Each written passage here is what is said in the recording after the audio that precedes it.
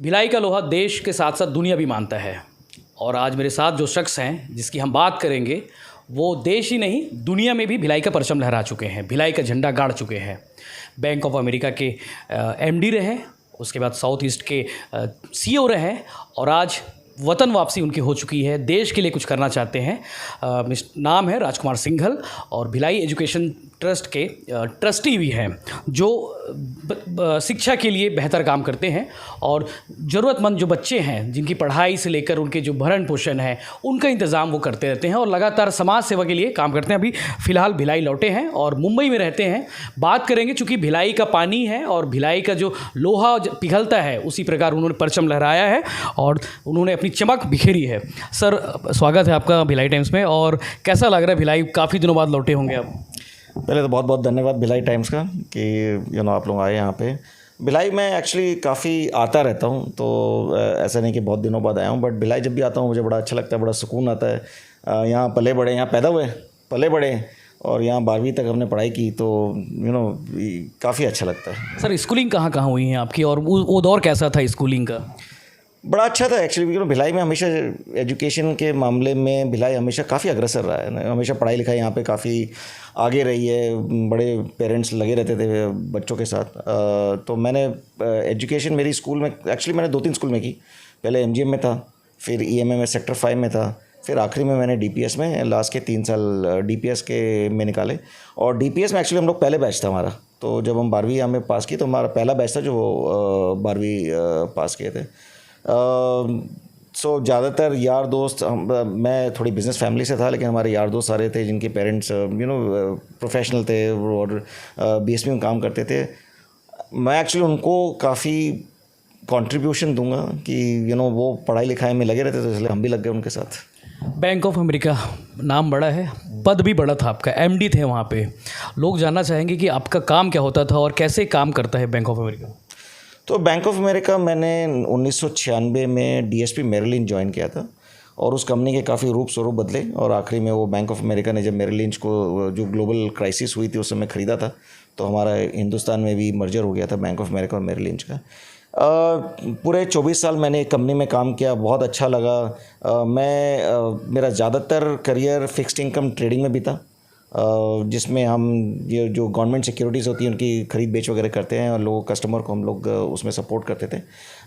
आखिरी में मुझे बड़ा एक ओहदा मिलने का अवसर मिला और मुझे साउथ ईस्ट एशिया का कंट्री एग्जीक्यूटिव बनाया गया। वो मैंने कुछ टाइम किया और फिर करीब 2020 में मन में बड़ी इच्छाएं थी कि खुद का कुछ करना चाहिए। एक एंटरप्रेन्योरियल एक अंदर से एक इच्छा थी। तो 2020 में मैंने 24 साल काम करने के बाद बैंक ऑफ अमेरिका को छोड़ा और बस उसी समय मन बना लिया था कि हिंदुस्तान वापस आना और यहीं कुछ करना है। तो उसी में ही मल्टीपाई जो हमारी कंपनी है उसका जन्म हुआ समझिए। कोविड के कारण 2 साल हम हिंदुस्तान वापस नहीं आ पाए और अभी जस्ट नाउ अभी just came back to. Sir, मल्टीपाई कंपनी वर्किंग क्या है, कैसे काम करती है, हम दर्शकों को बताएंगे? हाँ, सो मल्टीपाई कंपनी जो है ये इन्वेस्टिंग वर्ल्ड से रिलेटेड है।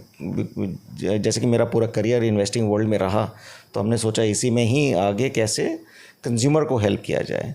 तो क्या होता है, जैसे आप देखते हैं बहुत सारे आजकल ऐप आ गए हैं, ज़ीरोदा है, ग्रो है, ये लोग इन्होंने अगर आपको कोई भी स्टॉक मार्केट में आपको कुछ ख़रीदना बेचना बड़ा आसान कर दिया उन्होंने। आप ऐप में अपना केवाईसी करिए और आप ट्रेडिंग चालू कर दीजिए, लेकिन कोई आपको ये नहीं बताता है कि करना क्या है। भाई मेरे पास पैसा है और मुझे हर बार इस चीज़ का मेरे लोग यार दोस्त हैं, रिश्तेदार हैं, सवाल करते थे। मैं यहाँ भिलाई में मेरी भतीजी है, वो सेंट्रल बैंक ऑफ इंडिया में मैनेजर है और एक बार उसने मुझे बताया कि उसका सारा का सारा पैसा सेविंग अकाउंट्स में रखा हुआ है।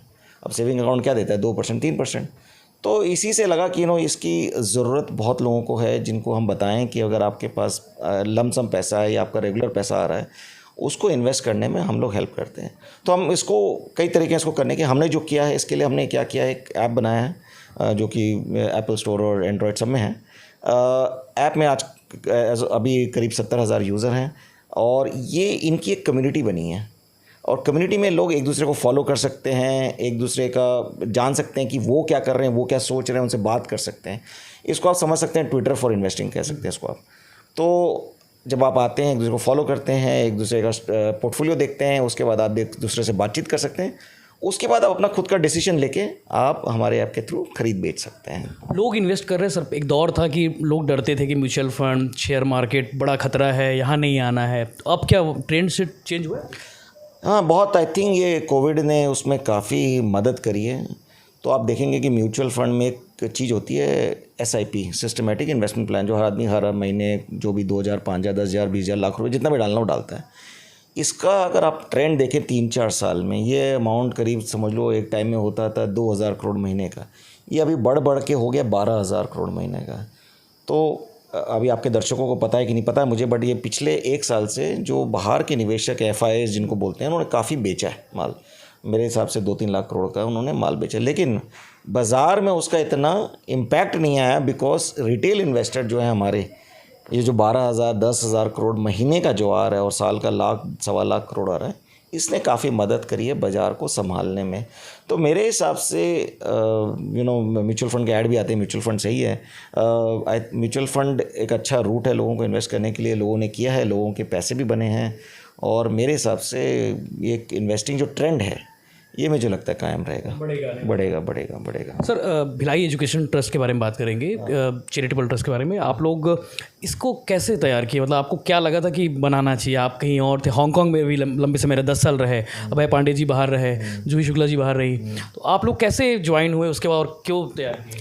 तो इसकी शुरुआत एक्चुअली की थी मैंने, अभय और एक और मित्र हैं राहुल सिंह करके, हम 3 लोगों ने इसकी शुरुआत की। मन में हमेशा से इच्छा थी कि भाई हम तो पढ़ते थे, भिलाई में क्या पैसे लगते थे, कुछ नहीं लगते थे। हमने कॉलेज में पढ़ाई की है, BHU में इंजीनियरिंग करी है, 500 रुपये 6 महीने के लगते थे। तो लिटरली हम लोगों ने फ्री में पढ़ाई की है। तो हमारे करियर में हमारे टीचरों का, शहर का एक बहुत बड़ा सहयोग रहा है, योगदान रहा है, और हम जुड़े भी हैं। मैं परिवार यहाँ भिलाई में रहता ही है। तो हमने सोचा कि अब वक्त आ गया है कि गिव बैक करें सोसाइटी को। तो उसी उद्देश्य से चालू किया हमने। 2014 में हमने ये ट्रस्ट ट्रस्ट बनाई। फिर हमने और लोगों, तो जूही शुक्ला जुड़ी, सजीव जुड़ा, उसके बाद यहाँ पे रजनी कथुरिया वगैरह ये तो जुड़ी। फिर हमने किसकी एडवाइजरी बोर्ड बनाई है, जिसमें काफ़ी जो शिक्षा से जुड़े हुए लोग हैं, जैसे DO सर हैं, अभय जायसवाल जी हैं, मैत्री मैडम हैं जो यहाँ की जज रह चुकी हैं, राजकुमार शर्मा सर हैं जो एक्चुअली हमको पढ़ाते थे केमिस्ट्री और प्रिंसिपल रहे हैं। तो हमने इन सब लोगों को अपने साथ यहाँ पे जोड़ा है, और उद्देश्य एक ही था कि रिसोर्सेज के अभाव से कोई बच्चा पढ़ाई से वंचित ना रहे। अब क्या है, शिक्षा फील्ड तो बहुत बड़ी है, तो हमने डिसाइड किया हम इसको बोलते हैं K to 12, KG से लेकर 12 तक के बच्चों को हम सपोर्ट करेंगे। हमने अपना दायरा बना लिया कि हम इन्हीं बच्चों को, कोई को कहीं ना कहीं आदमी को लिमिट बनानी पड़ती है। सब पढ़े सब बढ़े, और शुरू के जो पढ़ेंगे वो क्या है, आगे जाके उनको अपनी राह मिलेगी। तो हमने उन बच्चों को पकड़ा है। हमारी कई सारी चीज़ें हैं जो हम लोग कर रहे हैं। 2014 से हमने चालू किया। तो हमारा सबसे बड़ा जो प्रोग्राम है वो है IIT और NEET की कोचिंग। तो करीब हम लोग 200 बच्चों को इन 7-8 साल से फ्री IIT और NEET की कोचिंग दे चुके हैं। उसमें काफ़ी हमें अच्छे रिजल्ट्स मिले हैं। तो हमारे बच्चे NIT गए हैं, हमारे बच्चे मेडिकल गए हैं। अब वो बच्चे भी आके वापस हमसे जुड़ना चाहते हैं। तो इसका ये, अब देखिए, अब वो साइकिल हो गई, साइकिल बन गई है। सर, आप जब हांगकांग गए होंगे, जब इंडिया से बाहर गए होंगे, तब आपके मन में भी आया होगा कि मैं कहाँ गया हूँ? ऐसा तो नहीं लगा होगा कि ये जगह सही है कि नहीं? कुछ संघर्ष भी रहा होगा आपके साथ में, कुछ एडजस्ट होने में टाइम लगा होगा, क्या कुछ एक्सपीरियंस था? देखिए, एडजस्टमेंट में तो कहीं भी आप जाइए, अब यहाँ से हम बनारस गए पढ़ने, या कलकत्ता गए, या बॉम्बे में रहे, तो सब जगह टाइम लगता है, लेकिन आदमी मिल जाते हैं लोगों को। और हमें 10 साल हम लोग हांगकांग में रहे, बहुत बढ़िया आनंद आया, बहुत बढ़िया लोग मिले, अच्छी कम्युनिटी बनी, और अच्छा सफ़र रहा। लेकिन मन में हमेशा रहता था कि भाई सेटल नहीं हो सकते यहाँ पे, सेटल नहीं हो सकते, लॉन्ग टाइम नहीं है। अब लोग कहीं और चले जाते हैं, वहाँ चले जाते हैं। मैं और मेरी वाइफ, हम लोग का हमेशा से था काफ़ी क्लियर कि हमारे बच्चे जब बाहर चले जाएंगे पढ़ने, तो हम लोग हिंदुस्तान वापस आएंगे, ये हमारा बहुत क्लियर था। तो उसी हिसाब से अब हमारी छोटी बेटी इस साल पढ़ने जा रही है बाहर, और हम दोनों आ गए। सही टाइम पे हुआ है? सब टाइमिंग सही होती है, कभी भी कर लो आप। हाँ। सर, भिलाई को अब जब आए हैं, इंडिया वापस आए हैं, तो कितना बदलाव नज़र आ रहा है आपको? मतलब कुछ परिवर्तन नज़र आ रहा है कि वैसे ही भिलाई है जैसे छोड़ के गए थे? बदलाव है लेकिन इतना भी नहीं है। मतलब जब हम पहले थे, यहाँ घूमते थे, बच्चे थे, सेम वही सिविक सेंटर है, वही सेक्टर 10, वही सड़कें वही हैं। थोड़ा बहुत डेवलपमेंट हुआ ही है ऑफ कोर्स, ये मैत्री नगर बढ़ गया, उधर स्मृति नगर बढ़ गया, सूर्य विहार बन गया, ये सब पहले नहीं था। मॉल बन गया, एक मॉल नहीं था कभी भी। बट अगर आप कंपेयर करें रायपुर ज़्यादा ग्रोथ हुई है, कैपिटल सिटी भी है और कई नेबरिंग स्टेट से उसको कनेक्ट होता है। तो बट मुझे अच्छा है कि भिलाई ग्रो नहीं हुआ। भिलाई ज़्यादा ग्रो कर जाता, भीड़ भाड़ हो जाती तो उसका चार्म चला। भिलाई का चार्म यही है, छोटा टाउन, छोटा शहर, प्यारा लगता है। गर्मी है यहाँ पे लेकिन फिर भी आनंद आता है। तो टाउनशिप आ जाते गर्मी हाँ, तो आई थिंक वो मेंटेन, एक कैरेक्टर जो है उसको मेंटेन किया गया है। लोग बहुत अच्छे हैं, वैसे हैं जैसे पहले थे वैसे ही हैं, और मेरे अभी भी कुछ यार दोस्त यहाँ रहते हैं, तो अच्छा लगता है मुझे। जो आप लोग कर रहे हैं सर चैरिटेबल ट्रस्ट के माध्यम से, कि जो हमने पाया है वो कुछ हम वापस लौटाए समाज को, तो बाकी और भी लोग हैं जो इस फील्ड में हैं लेकिन वो वैसा नहीं कर पा रहे, तो उनके लिए आप क्या कहेंगे? और जो नहीं कर रहे बिल्कुल, उनके क्या? मेरे ख्याल से करना सब चाहते हैं, और हर कोई, तो सबसे आसान होता है पैसा देना। तो अब कई लोग अपने अपने तरीके से चैरिटी, मैं समझता हूँ हर आदमी कर रहा होगा अपने अपने तरीके से चैरिटी, और मेरा क्लियर मानना है कि चैरिटी बिगिन्स एट होम। तो सबसे पहले आप अपने आसपास देखिए, अपने आसपास किसको ज़रूरत है उनको हेल्प करिए। या अब जैसे हमने शहर ही उठा लिया कि भाई ठीक है हमारा शहर है तो इसको हम करें। आई थिंक करना सब चाहते हैं। बाकी हम बोलते हैं कि हमारा जैसा एजुकेशन चैरिटेबल ट्रस्ट हम 6-8 साल से हम लोग कर रहे हैं। बहुत लोग हमसे जुड़े हैं और हम सबको वेलकम करते हैं कि आप आइए, हमसे जुड़िए। हम तो निस्वार्थ भाव से सब कुछ कर रहे हैं, अपना समय दे रहे हैं, अपना पैसा दे रहे हैं, सब कुछ दे रहे हैं। तो जितने लोग जुड़ेंगे उतने ज़्यादा लोगों को हम इम्पैक्ट कर पाएंगे। आज ही हम डीओ सर से मिलने गए थे, वहाँ खमरिया के प्रिंसिपल मिल गए, वहाँ एक और सुरेन पांडे जी मिल गए।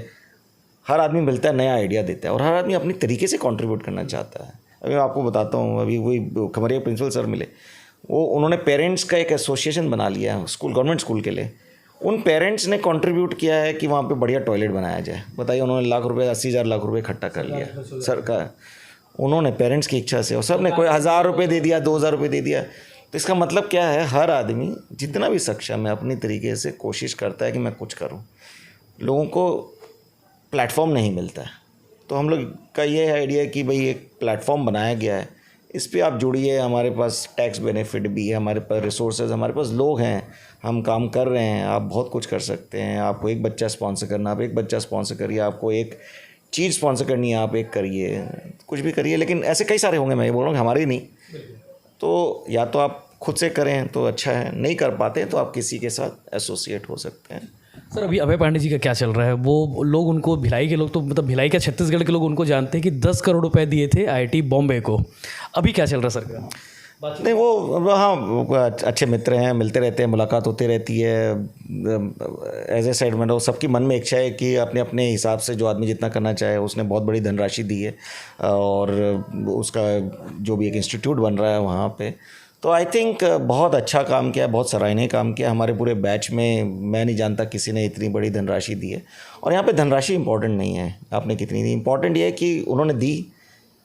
कईयों के पास होता है, आदमी नहीं देता है। तो आपके पास कोई है, उसका आप किसी को बड़े रूप में आप उसका भला कर सकते हैं, तो बहुत ही सराहनीय काम है। और बहुत अच्छी बात है कि छत्तीसगढ़ के लोग उसको याद करते हैं, उससे इंस्पायर होकर कुछ करिए। अब उन्होंने 10 दिया है, आप 50 दीजिए, आप 1 दीजिए, आप 2 दीजिए, कुछ भी दीजिए, आप कुछ करिए। तो आई थिंक दैट मैं मानूंगा उसकी सक्सेस वो है कि अगर उनसे देख के, और वो है, मैं जानता हूँ कई लोगों को कि उसको देख के लोग भाई चलो उसने 10 करोड़ दिया तो मैं अपनी तरफ से 25 लाख रुपए करता हूँ, करते हैं लोग, उसका ये फ़ायदा होता है। तो ये थे राजकुमार सिंघल जी, जिनसे बातचीत की हमने और काफ़ी मज़ा आया और बहुत कुछ सीखने को भी मिला, और हम सबको सीखना भी चाहिए, क्योंकि जो हिसाब से उनकी जो चैरिटेबल ट्रस्ट है, भिलाई एजुकेशन चैरिटेबल ट्रस्ट, जो काम कर रहा है उस काम से हम सब इंस्पायर हो सकते हैं। जो ज़रूरतमंद लोग हैं, आसपास के लोग हैं जिनको ज़रूरत है, उनकी मदद कर सकते हैं। और जो उनकी कहानी है, चाहे वो हांगकांग जाने की कहानी हो, चाहे बॉम्बे में रहकर अपने देश और दुनिया के लिए काम करने की कहानी हो, और हालांकि उन्होंने आजकल खुद की कंपनी बना ली है जो काफ़ी ग्रो भी कर रही है। तो इस तरह के बाकी अपडेट्स और बाकी इंटरव्यूज़ के लिए बने रहिए भिलाई टाइम्स में। सब्सक्राइब जरूर करिए ताकि आपको अपडेट्स रहे। शुक्रिया।